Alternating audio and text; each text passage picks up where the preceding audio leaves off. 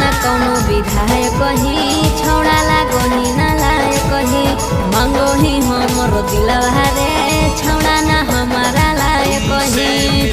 हे रे सुन अरे नेता न कौनो विधायक ही छौड़ा लागो ही न लायक ही मांगो ही हमरो दिलवा रे छौड़ा न हमारा लायक ही।